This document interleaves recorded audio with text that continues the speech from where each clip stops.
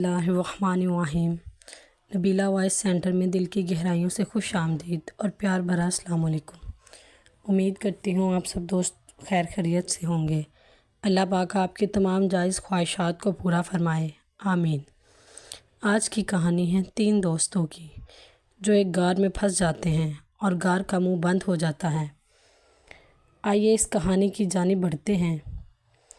پہاڑوں کے درمیان تنگ سا راستہ تھا۔ گنگور بادلوں نے دن کو تاریک رات میں تبدیل کر دیا تھا۔ بادل گرج اور کڑک رہے تھے، بجلیاں کوند رہی تھیں اور موسلا دھار بارش ہو رہی تھی۔ اس دوران 3 آدمی پہاڑی ڈھلوان سے اتر کر وادیوں کی طرف جا رہے تھے۔ بادلوں کی گرج اور کڑک سے خوف زدہ ہو کر کبھی آسمان کی طرف دیکھتے، کبھی اس سیلابی ریلے کی طرف جو پہاڑوں سے بہتا ہوا ان کے پیچھے آ رہا تھا۔ 2 دوستوں سیلابی ریلے سے پناہ حاصل کرنے کے لیے بھاگ رہے تھے اور تیسرا کچھ سوچتے ہوئے تیز تیز چل رہا تھا۔ سعد، فاروق پیچھے مڑ کر کیا دیکھتے ہو؟ تیز دوڑو تاکہ محفوظ ٹھکانے میں اپنا پناہ لے سکیں۔ فاروق تھوڑی دیر سوچ کر، یار ساتھی سعود پیچھے رہ گیا ہے۔ سعد، وہ کیا کر رہا ہے؟ بہت سست آدمی ہے، چھوڑو اسے اور اپنی جان کی فکر کرو۔ فاروق، سعد بھائی یہ کوئی مناسب بات نہیں کہ ہم اپنے ساتھی کو راستے میں چھوڑ کر بھاگ جائیں۔ فاروق بلند آواز سے، سعود سعود سعود، دور سے آواز سنائی دیتی ہے۔ فاروق بھائی کیا بات ہے؟ فاروق، ارے کہاں کھو گیا ہے؟ بھاگ اور ہمارے ساتھ مل جا۔ سعود، ذرا ٹھہرو، میں آیا۔ سعد، ٹھہرو، وہ بھی آتا ہے، بیچارہ بڑی تیزی سے بھاگتا ہوا آ رہا ہے۔ سعود، میرا خیال ہے کہ ہم لوگ یہاں رک جائیں اور بارش تھمنے کے بعد روانہ ہوں۔ سعد، خوب رائے دی، سیلابی ریلا آئے اور ہمیں غرق کر دے۔ صاحب تو ہمیں غرق کرنا چاہتا ہے یا ہمیں راستے میں ڈبونا چاہتا ہے؟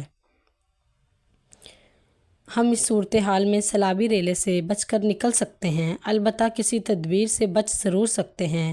کیا ہم بچ سکتے ہیں؟ اس طرح ہم پہاڑ کے دامن میں غار کے اندر پناہ حاصل کر لیتے ہیں۔ فاروق، اے اللہ، آواز تو سنو، سیلابی ریلا آ گیا ہے۔ سعد بولا، جلدی کرو۔ سعد، یہ چٹان جو غار کے دہانے پر دھڑکتی معلوم ہوتی ہے۔ سعد بولا، تمہیں خوف نہیں آتا؟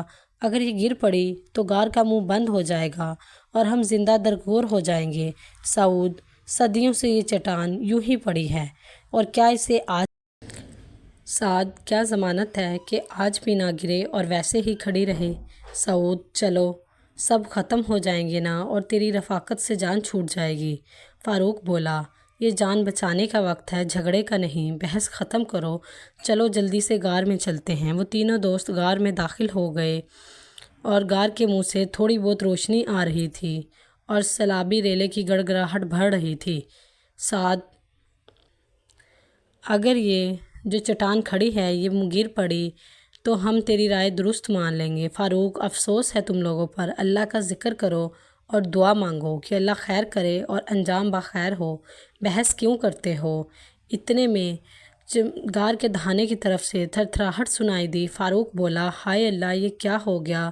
ساتھ ہی چٹان دھڑک رہی ہے۔ سعود، چٹان کو غار کے دہانے پر دڑم سے گرتے دیکھ کر چٹان واقعی گر پڑی، غار کا منہ بند ہو گیا اور روشنی ختم ہو گئی اور اندر گپ اندھیرا چھا گیا اور یہ تینوں دوست غار کے اندر دب گئے اور بند ہو گئے تھے۔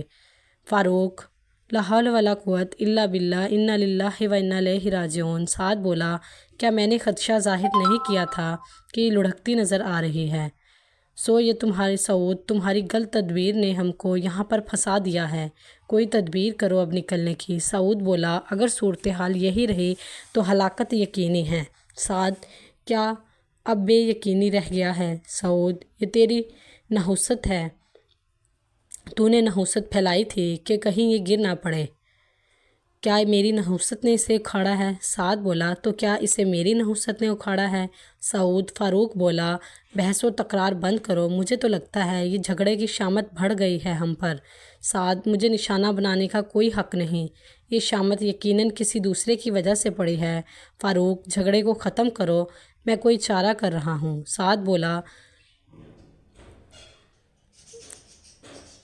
سعود زور لگاؤ، تمہارے دھکیلنے کی کسر تھی۔ سعود مذاق کیوں کرتے ہو؟ سعد بولا یہ مذاق والا کام نہیں تو اور کیا ہے؟ یہ کیا کر رہے ہو؟ اس چٹان کو 100 آدمی مل کر بھی نہیں اٹھا سکتے، ہم 3 اسے کیسے ہٹا سکتے ہیں؟ فاروق آؤ میرے پاس بیٹھو، اگر اللہ پاک نے رحم نہ فرمایا تو ہلاکت یقینی ہے۔ سعد اپنا ہاتھ ادھر کرو۔ سعد نے کہا سعود کے ہاتھ پر ہاتھ رکھتے ہوئے پہلے مصافحہ کرو اور باہم ایک دوسرے سے معافی مانگو، کیونکہ ناچاکی کے ہوتے ہوئے اللہ کبھی رحم نہیں کرتا۔ سعد مجھے معاف کر دو۔ سعود بولا میں نے معاف کیا۔ سعد تم بھی مجھے معاف کر دو۔ فاروق میں نے اللہ والوں سے سنا ہے کہ جب کوئی آدمی مصیبت کے وقت اللہ کے سامنے اپنے کسی نیک عمل کا وسیلہ پیش کرے تو اللہ تعالیٰ مہربانی فرماتا ہے۔ ہمیں چاہیے کہ اپنے اپنے کسی نیک عمل کو یاد کریں اور اس کے بعد اللہ کو پکاریں۔ سعد فاروق تم ایک نیک آدمی معلوم ہوتے ہو، اس لیے پہلے تم کوئی نیک عمل پیش کرو۔ فاروق اللہ جانتا ہے کہ کون نیک ہے، میں تو ایک گناہگار آدمی ہوں، سوائے ایک نیک عمل کے میرے پاس کوئی نیک عمل نہیں کہ میں بوڑھے والدین سے اچھا سلوک کیا کرتا تھا۔ فاروق بھائی بیان کرو۔ بوڑھے والدین سے اچھا سلوک کرنا بہت بڑا نیک عمل ہے کہ میں روزانہ بکریاں چراتا اور شام کو گھر لوٹتا تھا، اور میں سب سے پہلے اپنے بوڑھے والدین کو دودھ پلاتا تھا، پھر اپنی بیوی بچی کو دیتا تھا۔ ایک دن میں بکریاں چراتے چراتے بہت دور نکل گیا اور رات گئے واپس آیا تو مجھے میری بیوی بھوکی پیاسی ملی اور میں دودھ تھامے ہاتھ میں کھڑا تھا، سامنے بیوی تھی جو پوچھتی ہے فاروق آج کہاں چلے گئے تھے؟ میں بولا آج بکریاں چراتے چراتے دور نکل گیا تھا۔ میرے والدین کہاں ہیں؟ بیوی بولی وہ انتظار کرتے کرتے بھوکے پیاسے سو گئے ہیں۔ میں نے کہا ہائے افسوس، کیا وہ بھوکے سو گئے ہیں؟ بیوی بولی ہاں، تو بچے رو رو کر برا حال ہو چکا ہے، اب یہ دودھ مجھے دے دو، میں انہیں پلا دوں۔ میں نے کہا اللہ کی نیک بندی، والدین کو پلائے بغیر ہی نہیں، ہرگز نہیں۔ بیوی وہ تو سو چکے ہیں جبکہ بچے بھوک کی وجہ سے رو رہے ہیں، پہلے بچوں کو پلا لو، جب وہ جاگیں گے تو پھر انہیں پلا دینا۔ میں بولا نہیں تو پھر انہیں جگا کر پلا دو۔ فاروق بولا میں ان کی نیند خراب کروں؟ بیوی بولی پھر کیا کرو گے؟ میں کھڑا رہتا ہوں، جب وہ از خود جاگیں گے تو پلا لوں گا۔ بیوی تو بچوں کا کیا کروں؟ فاروق انہیں بھلاؤ تاکہ وہ سو جائیں۔ سعود بولا پھر تیرے والدین کب جاگے؟ میں نے کہا وہ صبح جاگے۔ سعد بولا کیا دودھ لے کر ساری رات کھڑا رہا؟ فاروق ہاں، میں ساری رات کھڑا رہا اور بچے میرے قدموں میں روتے روتے سو گئے۔ سعود پھر تو نے والدین کو دودھ پلا کر ہی اپنے بچوں کو دودھ دیا؟ ہاں۔ سعد بولا ہم نے آج تک ایسی خدمت نہ کبھی دیکھی نہ سنی۔ اتنے میں فاروق نے روتے ہوئے ہاتھ اٹھائے اور کہا کہ اے اللہ، اگر تو جانتا ہے کہ میرا یہ عمل خالصتاً تیری خوشنودی کی خاطر تھا تو ہمیں اس چٹان والی مصیبت سے ہٹا دے، نجات دلا۔ اتنے میں دیکھا سعود بولا کہ روشنی اندر آ گئی ہے۔ سعود لیکن ہم باہر ابھی نہیں نکل سکتے کیونکہ سوراخ اب بھی بہت تنگ ہے۔ فاروق اب آپ کی باری ہے۔ میرے دوستو تم میں سے بھی کوئی ایسا عمل یاد کرو جو زندگی کے کسی حصے میں فقط اللہ کی خوشنودی کے لیے تم لوگوں نے کیا ہو۔ سعود ایک عمل پیش کرو اور اللہ سے دعا مانگو۔ سعد نہیں بھائی۔ سعود میرے پلے کوئی ایسا عمل نہیں جو پیش کروں۔ سعود بولا نہیں، بلکہ تم کوئی نیک عمل پیش کرو اور چھوٹی سی نیکی کو بھی معمولی نہ سمجھو۔ کوئی بھی نیکی یاد کرو اور اسے حقیر نہ جانو، اللہ کسی نیک عمل کو حقیر نہیں سمجھتا۔ سعد یاد کرو۔ سعود ایک ہے میرے پاس نیکی، لیکن جو نیکی تو نہیں، برائی سے بچاؤ ہے، لیکن بیان کرنے سے شرم آتی ہے۔ فاروق بولا افسوس ہے تجھ پر، تجھے پتہ نہیں کہ برائی سے بچنا بھی نیکی ہے۔ شرم کس بات کی؟ اس کے تذکرے سے میری قریبی عزیزہ کی عزت کا مسئلہ ہے۔ فاروق بولا ہمارا تم سے وعدہ ہے کہ ہم اس بات کو کسی کے سامنے ذکر نہیں کریں گے۔ سعد نے کہا میری چچا زاد کی ایک بیٹی تھی، میں اس سے بے انتہا محبت کرتا تھا کہ بیان سے باہر ہے، لیکن میں ایک غریب اور فقیر انسان تھا۔ میری ناداری کی وجہ سے میرے چچا نے مجھے اس کا رشتہ نہ دیا، لیکن وہ میری رگ رگ میں بس گئی تھی۔ میں نے اپنے حصول مراد کے لیے خوب محنت کی، حتیٰ کہ میں اپنی بستی کا دولت مند شخص بن گیا، اور مجھے شیطان نے لالچ دیا۔ میں نے لالچ دے کر اپنی چچا زاد کو گناہ کی دعوت دی جو اس نے ٹھکرا دی۔ البتہ ایک سال اسے قحط سالی اور فاقہ کشی نے گھیر لیا۔ وہ میرے پاس مدد کے لیے آئی۔ میں نے کہا میری محبوبہ سنائیے کیسے آنا ہوا؟ چچا زاد کی محبت کھینچ لائی ہوگی۔ آئیے اپنے شایانہ شان نازک قالین پر تشریف رکھیے۔ گھریلو حالات بہت خراب ہیں، چند دینار چاہیے جن سے ضرورت پوری ہو جائے۔ میں بولا، لذت کا وعدہ بھی کرتی ہو؟ وہ بولی، ہاں، اگر تو اس پر اصرار کرتا ہے تو۔ میں نے کہا تھا کہ میں 60 دینار دوں گا، لیکن اب میں 120 دینار دوں گا، اور اگر مزید درکار ہوں تو بتاؤ۔ وہ بولی، نہیں، اتنے ہی کافی ہیں۔ میں نے اسے دینار کی تھیلی پکڑاتے ہوئے کہا، اے میری عرصہ دراز کی آرزو، یہ لو تھیلی۔ خاتون نے جواب دیا کہ اللہ تجھے خوش رکھے اور میرے شوہر کی زندگی بچ جائے گی۔ برائے مہربانی میرے سامنے اپنے شوہر کا ذکر نہ کرو۔ میری چچا زاد نے کہا، اگر تجھے میرے شوہر کے نام سے غیرت آتی ہے تو کیا اسے یہ دینار دیکھ کر غیرت نہ آئے گی؟ میں بولا، کیا اس نے اجازت دی تھی؟ خاتون بولی، ہاں، اس وقت وہ رو رہا تھا کیونکہ بچے بھوک سے بے حال تھے۔ میں نے مغلوب شہوت ہو کر اپنا ہاتھ اس کی کلائی پر رکھ دیا اور کہا، آؤ میرے پاس تاکہ تھوڑی سی لذت حاصل کروں۔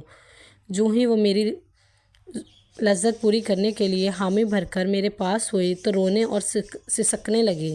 میں نے کہا کہ روتی اور کپکپاتی کیوں ہو؟ کہا، اللہ کے خوف سے، اور تو بھی اللہ سے ڈر اور میری مجبوری پر ترس کھا اور حرام کاری سے بچ اور مجھے بھی بچا۔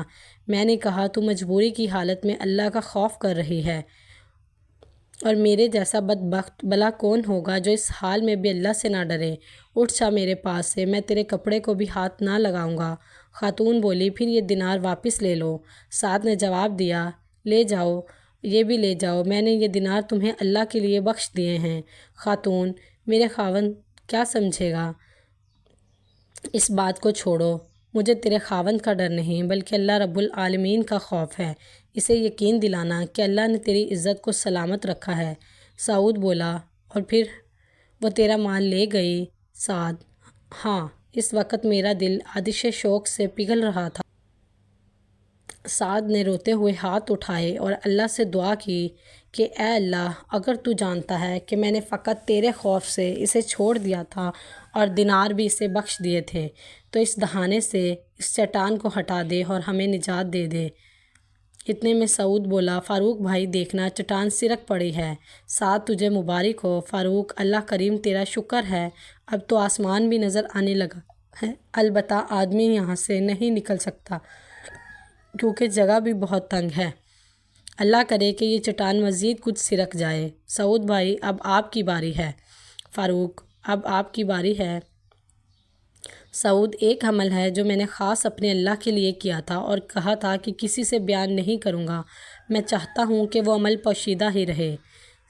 سعد، نہیں بھائی، ایسا نہ کرو، بلکہ اپنے عمل کو ضرور بیان کرو۔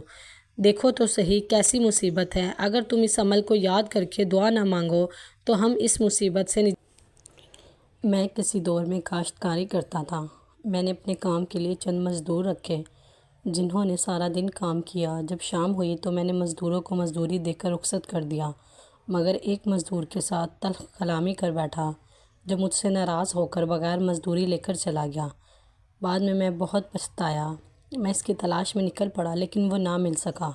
میں نے اس کی مزدوری کو تجارت میں شامل کر لیا، اس نیت سے کہ جب وہ واپس آئے گا یا مجھے ملے گا تو میں اس کی امانت اسے واپس لوٹا دوں گا اور اپنا قصور معاف کرواؤں گا۔ میں نے اس کا مال ڈالا، اللہ نے اس کے مال میں اتنی برکت دی کہ اس کا بھی مال بڑھ گیا۔ اس کو مصیبتوں نے گھیر لیا اور وہ خود ہی اپنا سابقہ مزدوری لینے کے لیے میرے پاس دوبارہ آ گیا۔ اس کا نام سلیمان تھا۔ وہ کہنے لگا، میرے پاس آیا، کہا کہ آپ مجھے جانتے ہو؟ میں نے کہا، نہیں۔ اس نے کہا، میں سلیمان ہوں، سعود بھائی۔ تو اس نے کہا کہ کیا میرا نام ابھی تک آپ کو یاد ہے؟ سعود، آپ تو بہت امیر ہو گئے ہو۔ میں نے کہا، یہ جو بھیڑ بکریاں اور چرواہے دیکھ رہے ہو، یہ سب تمہاری امانت ہے، یہ تم مجھ سے لے لو۔ میں تمہاری امانت کب تک سمجھ کر سنبھالتا رہوں گا؟ میں اس امانت کے بوجھ سے سبکدوش ہونا چاہتا ہوں۔ سلیمان بولا، سعود بھائی مذاق نہ کرو۔ سعود بولا، بھائی میں قسم کھاتا ہوں اللہ کی، یہ مذاق نہیں ہے بلکہ یہ سب کچھ تیرا ہی ہے۔ سلیمان، کیا واقعی سچ کہہ رہے ہو؟ سعود، بالکل سچ ہے، مجھے اللہ کی قسم۔ پھر سلیمان بولا کہ تو کس قدر دیانت دار آدمی ہے، آدھا خود رکھ لو۔ سعود: نہیں سلیمان، اللہ تعالیٰ تیرے مال میں برکت کرے۔ سلیمان: شاید تجھے ضرورت پڑ جائے۔ سعود: مجھے افسوس ہے۔ سلیمان: اگر اللہ تعالیٰ نے مجھے محتاج کر دیتا تو میں کس طرح آپ کے مال کی حفاظت کرتا۔ اب غار کی طرف آتے ہیں۔ سعد: کیا پھر وہ سب بکریاں اور گائیں لے گیا؟ سعود نے جواب دیا: ہاں، اور پھر مجھ سے میری بیوی 1 مہینہ بھر ناراض رہی کہ تو نے مال کیوں نہ لیا، تو آدھا مال لے لیتا۔ میں نے کہا کہ اللہ تعالیٰ کشائش اور فراوانی بخشنے والا ہے۔ فاروق بولا: بھائی، آپ کا عمل تو ہمارے عمل سے بڑھ کر ہے، دعا کہ اللہ تعالیٰ اس مبارک عمل کی برکت سے مصیبت کو دور کر دے۔ اس کے بعد سعود نے کہا کہ اے اللہ، اگر تو جانتا ہے کہ میں نے سب کچھ تجھے راضی کرنے کی خاطر کیا تھا تو اس چٹان کو غار کے منہ سے ہٹا دے۔ اس کے بعد سعد خوشی سے چلاتے ہوئے دیکھو چٹان ہٹ گئی اور راستہ بن گیا۔ الحمدللہ۔ فاروق نے کہا: یا اللہ، تیرا بہت بہت شکر ہے کہ تو نے ہمیں زندہ درگور ہونے سے بچا لیا۔ اس کے بعد وہ تینوں دوست باہر آ کر ایک دوسرے سے بغل گیر ہو گئے اور اپنی اپنی بستیوں کی طرف واپس لوٹ گئے۔